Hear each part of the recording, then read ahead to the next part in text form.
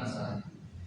Qala al-mu'allifu rahimahullah 'an Ibnu Mas'ud radhiyallahu anhu qala sami'tu Rasulullah sallallahu alaihi wasallam yaqul idza ikhtalafa al-mutabai'ani wa laysa bainahuma bayyinah fal qawlu ma yaqulu rabbus sil'ah aw yatata'aqani rawahu khamsah wa sahhahahu al-hakim.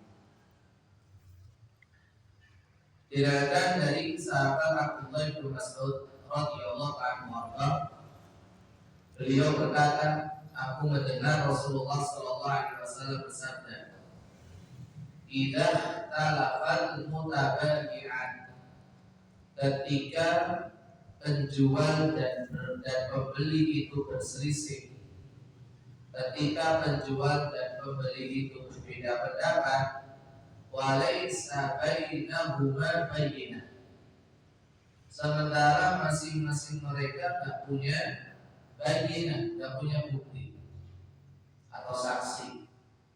Fal qawlu ma yaqulu rabbus sil'ah, maka yang dipakai adalah perkataan penjual. Maka yang dipakai adalah perkataan penjual, pemilik barang. Kalau enggak, atau mereka berdua membatalkan akad jual belinya. Hadis riwayat Al-Khamsah. Al-Khamsah siapa saja? Apalagi ya? Al-Khamsah sedemau 6 kurangi 2 tambah 1. Oke, 6 kurangi 2 tambah 1 berarti 4 siapa? Abu Dawud, At-Tirmidzi, Nasa'i dan Ibnu Majah. Tambah 1 Imam Ahmad ya. Jadi hadis ini diriwayatkan oleh Al-Imam Ahmad di jilid dalam kitabnya Al-Musnad di jilid ke-7 halaman 444. Demikian juga dari Al-Imam Abu Dawud di hadis nomor 3511. Kemudian oleh Al-Imam Tirmidzi di hadis nomor 1270. Kemudian Al-Imam Nasa'i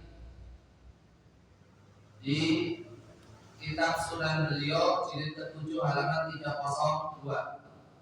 Jilid ke-7 halaman 302. Dan Al-Imam Ibnu Majah di hadis nomor 2186. Rahimahullah jami'an. Dan hadis ini dinyatakan sahih oleh Imam Al-Hakim rahimahullah ta'ala. Berkata Islam, rahimahullah jami'an, hadis yang ketiga ini diperselisihkan oleh para ulama tentang derajatnya. Sebagian ulama mengatakan bahwasanya hadis ini hadis lemah. Hadisnya lemah. Kenapa dikatakan lemah?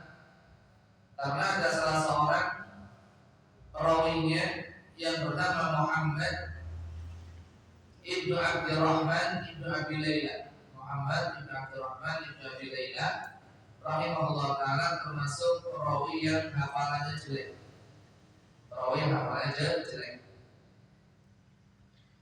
Demikian juga hadis ini dihukumi munqati', terputus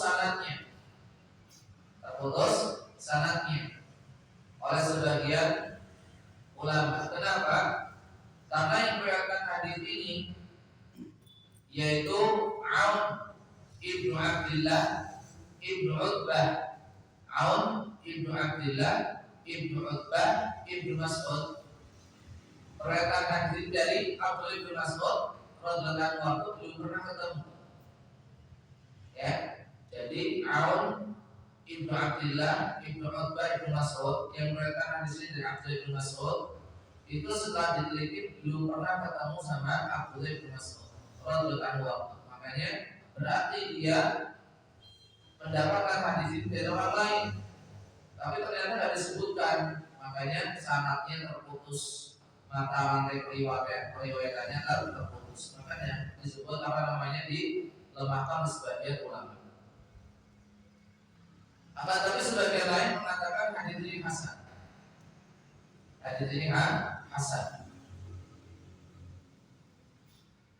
Di antara yang menghasankan hadis ini adalah Al-Imam Al-Baihaqi rahimahullah ta'ala, di mana beliau mengatakan dalam kitab sunannya di jilid kelima halaman 332, hadza isnadun hasanun mausul. Hadis ini sanadnya hasan dan nyambung, tak terputus. Ini. Dan beliau mengatakan wa qad ruwiya min awjuh bi asanida marasil idza jumi'a bainaha sara haditsu bidzalika qawiyyan. Hadis ini jalur periwayatannya itu bukan hanya satu, dari berbagai macam jalur periwayatan hadis ini dengan sanad-sanad yang apabila digabungkan jadi satu menjadi kuat, Makanya Imam Baihaqi rahimahullah taala menyatakan hadis ini hasan. Demikian juga apa yang dikatakan oleh Imam Ibnu Abdul Hadi. Imam Ibnu Abdul Hadi rahimahullah taala, beliau mengatakan alladzi yadharu anna hadits Ibnu Mas'ud radhiyallahu anhu fi hadzal bab bi majmu'i turuqihi lam haslun bal huwa haditsun hasanun yuhtajju bihi lakin fi lafzihi ikhtilaf. Yang kuat, yang mendapat yang kuat adalah bahwasanya hadis Abdullah bin Mas'ud itu hadis yang memiliki asal dengan berbagai macam jalur periwayatan yang ada, dan hadisnya hasan dan bisa dijadikan sebagai dalil. Hanya saja redaksi hadis ini ada perbedaan di sana sini. Sementara di sini oleh Al-Imam Al-Hafidz Ibnu Hajar Al-Asqalani rahimahullah taala dinyatakan Al-Imam Al-Hakim mensahihkannya, menyatakan hadisnya sahih. Dan ini perlu digarisbawahi bahwasanya pensahihan Al-Imam Al-Hakim rahimahullah taala terhadap hadis ini perlu ditinjau kembali. Ini karena tadi ada yang lemah rawinya, sanadnya ada yang terputus, nggak mungkin derajatnya derajat sahih. Makanya kita tidak boleh secara sembarangan menerima ini hadisnya sahih sebelum kita tahu dari perkataan para ulama di bidang hadis bagaimana hukum hadis ini. Ya, kalau mengatakan hadisnya sahih, yang ngomong siapa gitu. Makanya kembalikan kepada para ahli dalam menghukumi sebuah hadis sebagaimana hadis yang sedang kita sekarang pelajari. Ala kulli hal, ya sebagian ulama ada yang melemahkan, menyatakan hadisnya dhaif, ada yang mengatakan hadisnya hasan. Maka dari sini nanti timbul perbedaan di kalangan para ulama tentang kandungan dari isi hadis ini. Alhamdulillah, azanillah wa yakum jami'an. Diriwayatkan dari Abdullah bin Mas'ud radhiyallahu anhu, beliau berkata, mendengar Rasulullah SAW bersabda, "Idza talafal mutabayi'an." Apabila penjual dan pembeli itu berselisih, bersilang pendapat. Ini mengandung satu faedah bahwasanya namanya namanya perselisihan, perbedaan itu perkara yang tidak mungkin dihindarkan. Memang enak kalau hidup ini kita mendapati hal-hal yang disepakati, sampai sepakat, enak. Rapat si mau ini butuh 1 jam, 10 menit rampung. Ya. Pimpinan rapat mengungkapkan ini ada acara gini, gimana menurut pendapat panjenengan kalau seperti ini gimana? Gini setuju, buat rampung dari mana-mana. Paling banyak datang.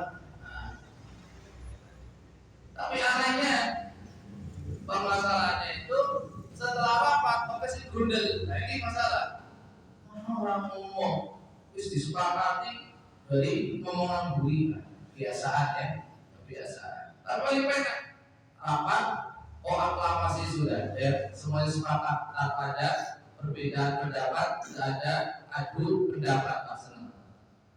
Tapi biasanya yang seperti itu rentan akan perbincangan di belakang. Ya. Ini. Jadi yang namanya perbedaan perselisihan dalam kita berinteraksi dengan sesama kita itu susah untuk kita hindarkan. Yang penting itu adalah apa? Bagaimana kita itu mensikapi perbedaan itu dengan dewasa. Jangan sampai perselisihan perbedaan itu kemudian menimbulkan kebencian, menimbulkan permusuhan, menimbulkan perpecahan, itu saja sudah. Ya, wis beda. Itu memang lumrah itu kita, ya masing-masing kita sama-sama lain pada yang sama, meskipun lahir dari satu rahim yang sama, ada yang sama. Gitu. Jadi wajar-wajar saja, cuma bagaimana kita itu secara dewasa mensikapi perbedaan-perbedaan yang ada. Jangan sampai menjadi sumber permusuhan, alasan untuk bermusuhan, pecah, ya, benci dan sebagainya.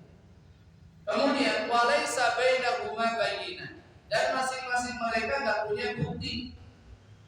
Bayyinah di sini maksudnya apa? Bayyinah di sini adalah sesuatu yang bisa menjadikan perkara itu jelas. Ya. Sesuatu yang bisa menjadikan perkara itu terang.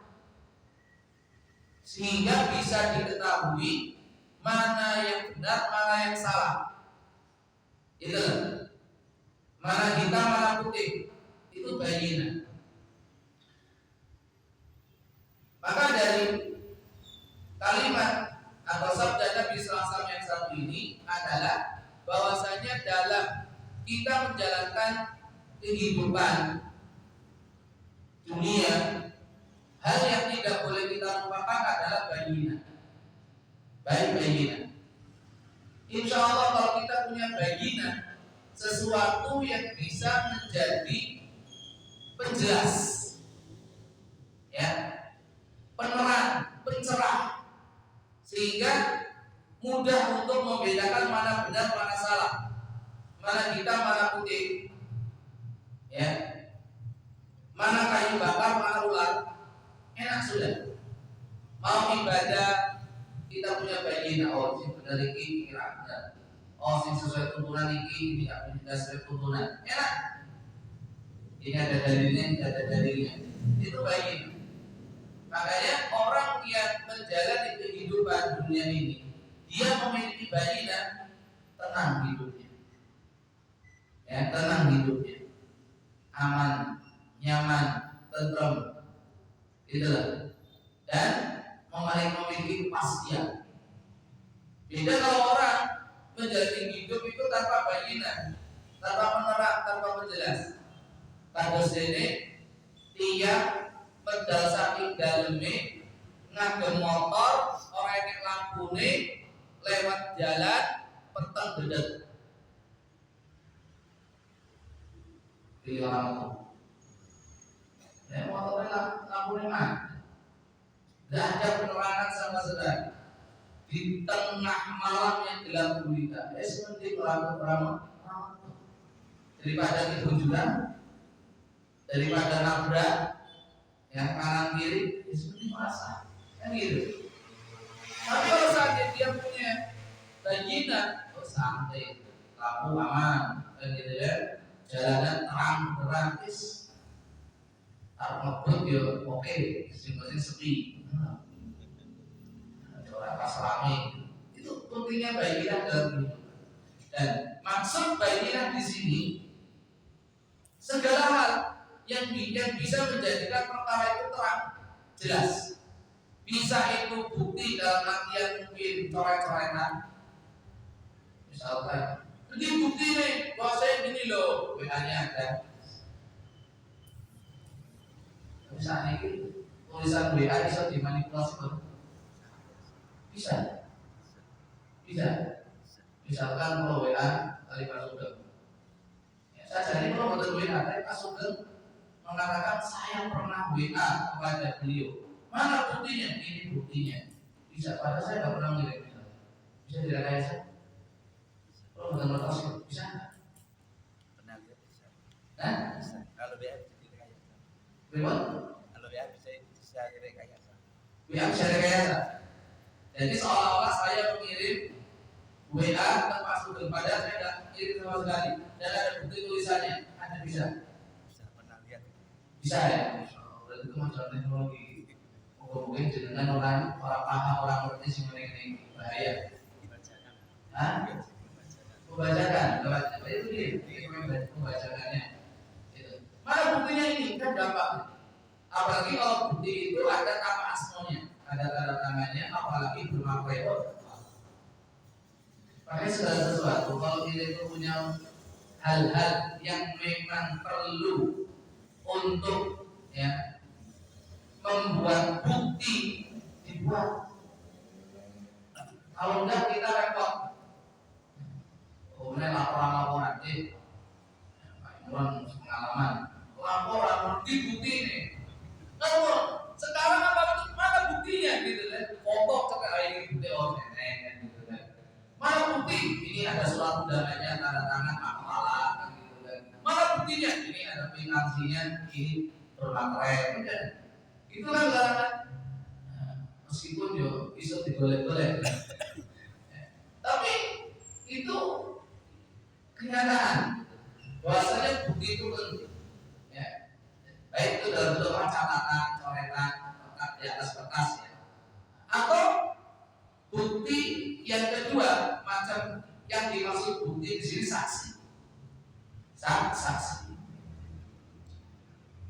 Dan untuk kasus seperti ini, yaitu masalah jual beli, masalah transaksi keuangan, maka di situ ya, cuma ada 3 alternatif yang diterima oleh syariat. Yang pertama 2 orang saksi laki-laki. 2 orang saksi laki-laki. Kalau nggak ada alternatif kedua pun 1 orang laki-laki, 2 orang perempuan. Kalau nggak ada laki-laki, maka boleh 2 orang perempuan. Kalau nggak ada, cuma dia toh, saksinya cuma 1, maka 1 laki-laki plus sumpah. Itu pembuktiannya seperti itu. Kalau nggak ada apa? Kalau nggak ada bukti dalam artian coretan, kertas dan sebagainya, maka boleh dengan saksi. Ya, saksi itu harus 2 laki-laki atau 1 laki-laki 2 perempuan atau 1 laki-laki plus sumpahnya. Adapun saksi perempuan itu tanpa didampingi laki-laki maka tidak diterima dalam transaksi keuangan, dalam muamalah, ya, dalam muamalah keuangan atau yang bersifat barang. Oleh sebab itu faedah yang kedua dari hadis ini adalah pentingnya apa? Pentingnya bayyinah, pentingnya bukti dan saksi. Ya, dengan misalkan jual beli tanah, saling percaya, sore Selasa, kuitansi barang, malah enek pajak barang. Nggih. Kalau boro enek pajak penjualan, wis macam-macam wis. Ada itu wis pertama tuku tanah ya koyo kacang yang kacang goreng lah kok. Tadi ini betul terserah lah. Malah kita nanti bermasalah ya. Kalau nggak sama pemilik tanah, sama ahli warisnya. Nah, sekarang banyak kan kedoliman itu. Bagaimana seseorang tidak punya hak sama sekali terhadap sebidang tanah, mergo dia punya sertifikatnya, nggak tahu dari mana dia dapatkan sertifikat tanah itu, pernah di pengadilan. Ya, banyak kasus kan seperti itu. Makanya perlu yang namanya baginah itu baru. Kemudian fal qaulu ma yaqulu rabbus sil'ah. Ya.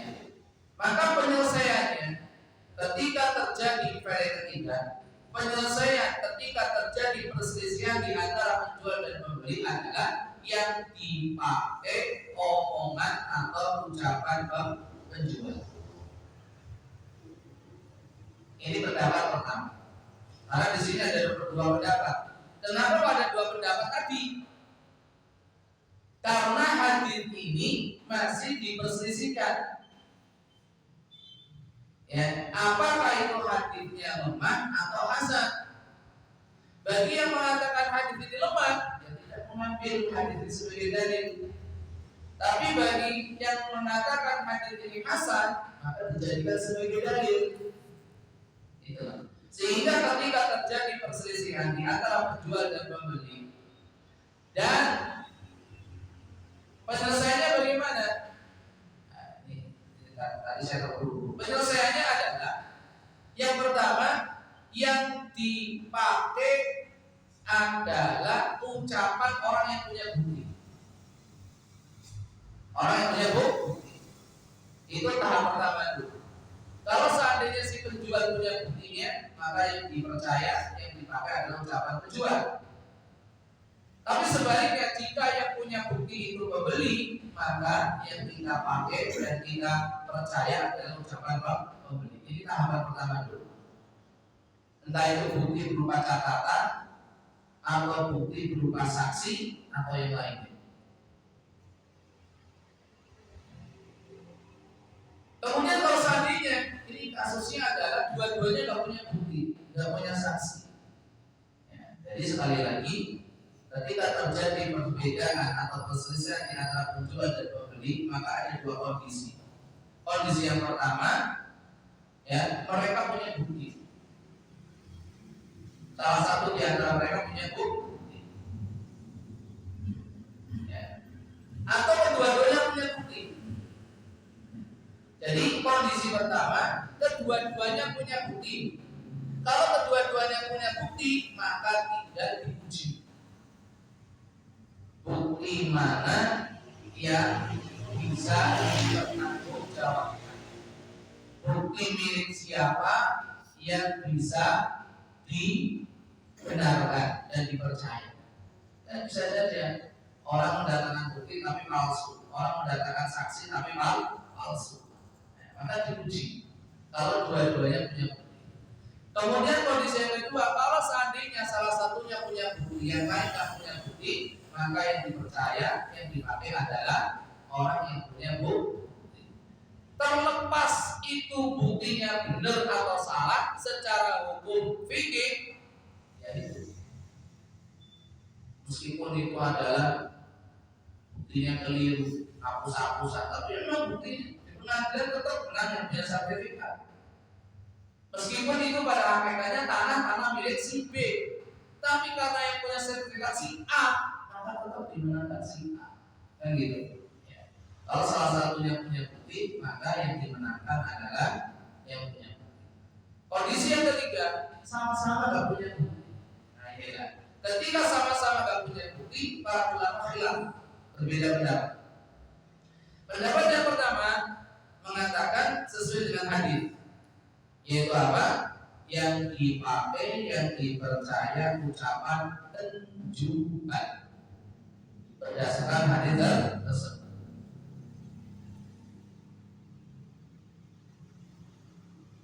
Ini. Kemudian pendapat yang kedua mengatakan tidak. Kalau dua-duanya nggak punya bukti, maka dua-duanya harus diminta sumpah. Kalau dari bukti ini, maka ya masing-masing diminta untuk sumpah.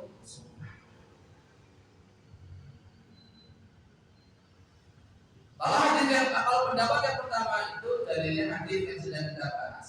Pendapat yang kedua, ini dalilnya mana? Dalilnya sabda Rasulullah SAW. Ya. Hadis riwayat Imam Al-Baihaqi rahimahullah ta'ala dengan sanad yang sahih. Al-bayyinatu 'alal mudda'i wal yaminu 'ala man ankar. Al-bayyinatu 'alal mudda'i. Bukti itu ya diminta dari orang yang mendakwa, penggugat, ya, penggugat. Sementara yang tertuduh, yang terdakwa itu diminta bersumpah. Hadis ini jelas, ya, yang menuduh harus punya bukti, yang dituduh karena nggak punya bukti, makanya sumpah. Nah, kondisi yang kita alami, yang sedang kita hadapi adalah sama-sama nggak punya bukti. Berarti kembali kepada apa? Sumpah. Dua-duanya bersumpah. Akan tetapi, kata Islam Muhammadin rahimani Allah wa jami'an, pendapat yang kuat adalah pendapat yang pertama. Ya, berdasarkan hadis ini. Oleh karena itu Al-Imam Ibnu Abdul Bar rahimahullah ta'ala dalam kitabnya Tamhid jilid ke-24 halaman 292 mengatakan hadal hadithu hadal isnadu laysa bi hujjatin inda ahli ilmi walakin hadal hadithu indahu masyhur ma'lum wallahu a'lam. Sanad hadis ini tidak bisa dipakai hujjah, tapi kata beliau hadis ini masyhur sekali dan sudah diketahui oleh para ulama. Banyak yang memakai ini.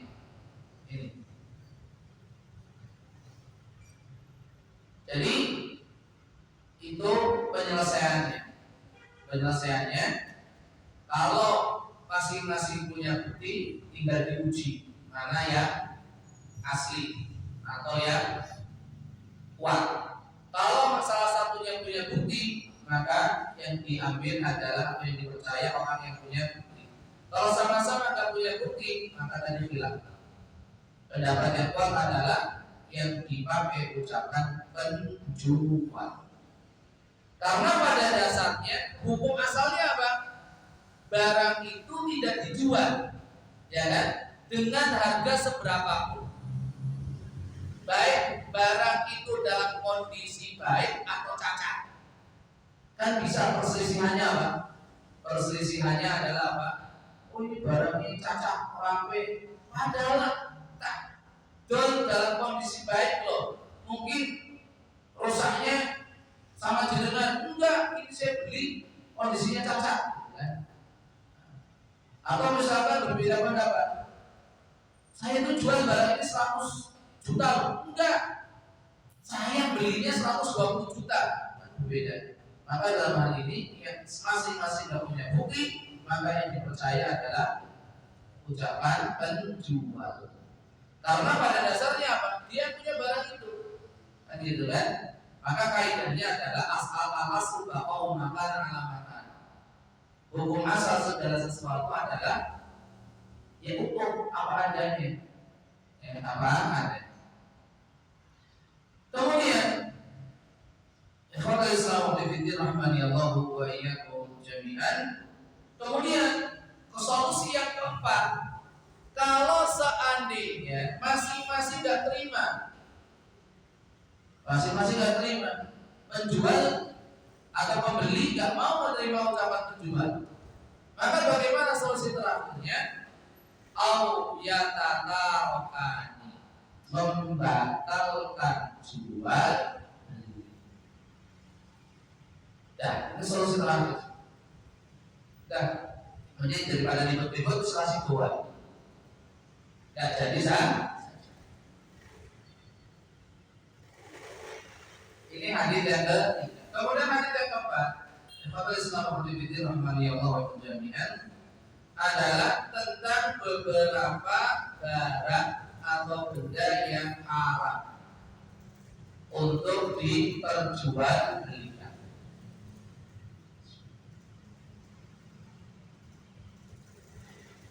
Atau lebih tepatnya adalah mata pencaharian yang haram.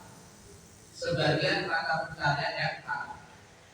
Qala al-mu'allif rahimahullah an Abi Mas'ud al-Ansari radhiyallahu anhu anna Rasulullah sallallahu alaihi wasallam naha an thamanil qalbi wa mahril baghi wa hulwanil kahini, muttafaqun alaih.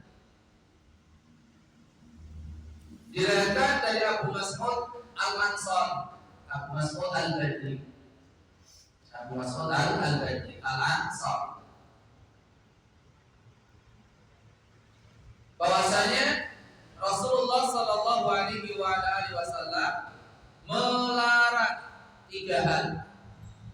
Yang pertama, antamanil kalbi, dari uang hasil penjualan anjing. Ya, hasil penjualan anjing. Yang kedua, wa mahril baghi, uang hasil pelacuran, prostitusi. Yang ketiga, wa hulwanil kahin, upah tukang dukun, upah dukun. Hadis ini riwayat Imam Al-Bukhari nomor 2237 dan Imam Muslim nomor 1567. Imam Bukhari nomor 2237, Imam Muslim nomor 1567. Rahimahullah jami'an. Ikhwan Islam wa bidin rahimani Allah wa jami'an. Dari hadis di atas banyak faedah yang bisa kita ambil. Dari Abu Mas'ud al-Badri radhiyallahu anhu al-Ansari, bahwasanya Rasulullah melarang. Ya. Faedah yang pertama adalah larangan mencari rezeki dengan cara yang haram. Dan anjuran mencari rezeki dari jalan yang halal. Ini faedah pertama. Kemudian faedah yang kedua adalah larangan jual beli anjing. Larangan jual beli anjing.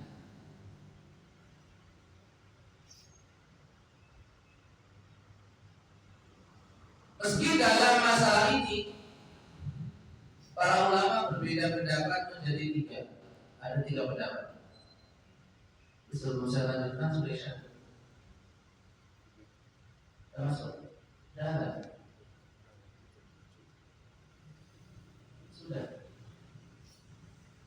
Sudah dulu.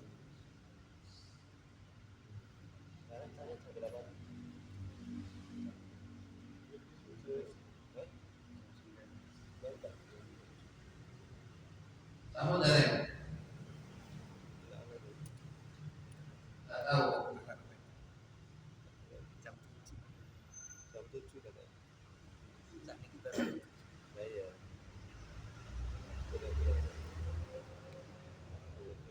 Ya, lanjut dulu aja ya. Ya. Ada tiga pendapat di kalangan para ulama tentang jual beli anjing.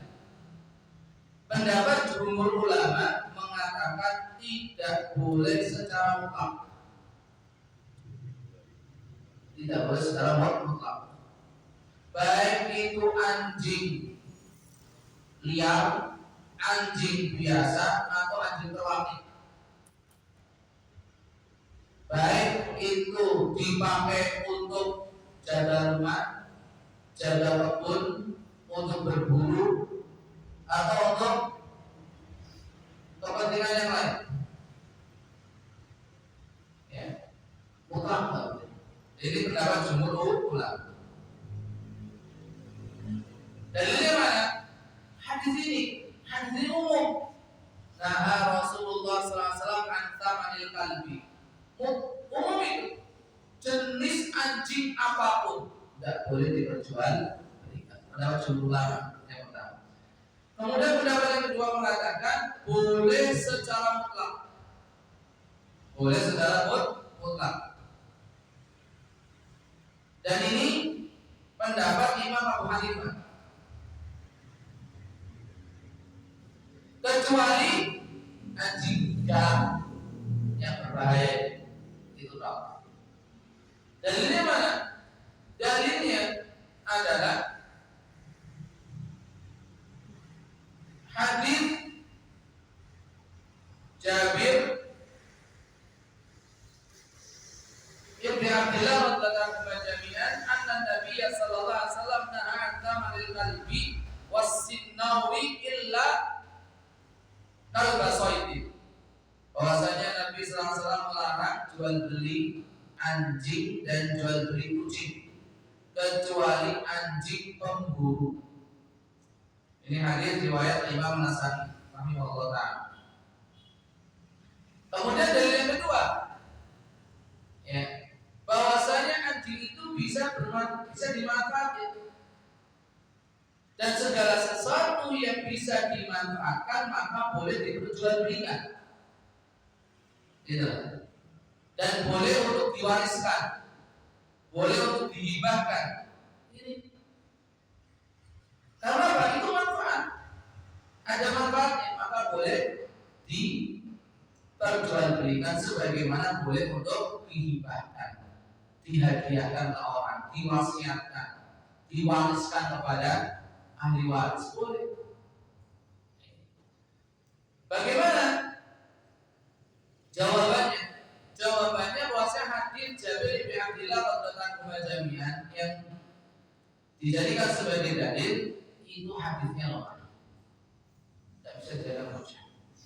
Kemudian kaidah bahwasanya segala sesuatu yang bisa dimanfaatkan maka boleh diperjualbelikan, maka kaidah ini tidak mutlak diberlakukan. Ya. Karena apa? Tidak semua yang bisa dimanfaatkan itu boleh diperjualbelikan. Tidak semua. Itu. Dan ini harus dipahami. Tidak semua yang bisa dimanfaatkan itu boleh diperjualbelikan. Jadi kaidah ini tidak pas. Kemudian pendapat yang ketiga sebelum ada, bahwasanya tidak boleh jual beli anjing, tidak boleh jual beli anjing. Tapi ketika ada orang menghilangkan anjingnya punya orang hilang, maka dia harus wajib nanti rugi. Nanti rugi. Tapi dari semua ini pendapat yang kuat adalah pendapat jumhur ulama yang mengatakan tidak rugi. Baik itu terlatih atau tidak terlatih, baik bisa dimanfaatkan atau tidak dimanfaatkan. Ada dulu.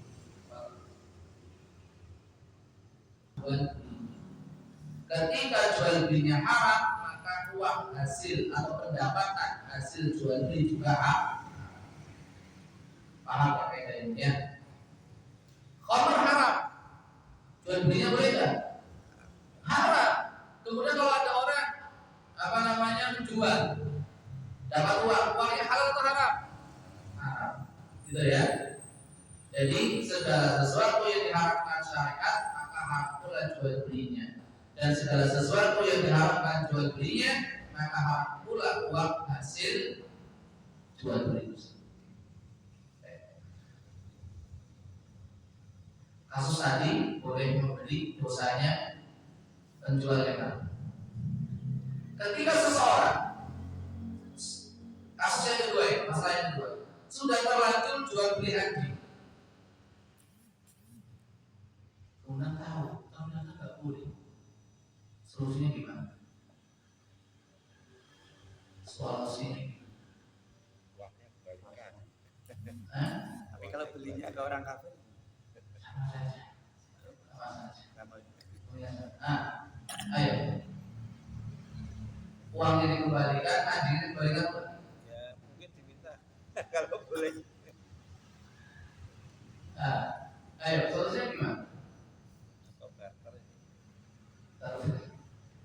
Barter sama dengan jual beli. Kenapa? Solusinya gimana? Uangnya kembali, anjing kembali. Kembali nggak jadi. Jadi Jadi uangnya kembali anjing tidak kembali. apa? kalau boleh. Kalau boleh. Uangnya kembali, anjingnya akan kembali mati. Eno anjing, duitnya balik, mati nih penunggu. Ayo, gimana solusinya? Udah kelewat nggak apa-apa. Nggak bisa. Kalau yang ini nggak bisa yang seperti ini. Ya, ayo. Jadi, sama. Ada orang bertransaksi riba. Ya. Setelah itu dia tahu riba itu nggak boleh. Berarti yang lawas-lawas rapopo, orang perlu dilunasi tidak iso. Gitu kan? Tetap itu berkesinambungan, itu masalahnya. Jadi solusinya adalah untuk anjingnya ini, kalau si pemiliknya itu minta kembali dibalikan, maka dia dulu.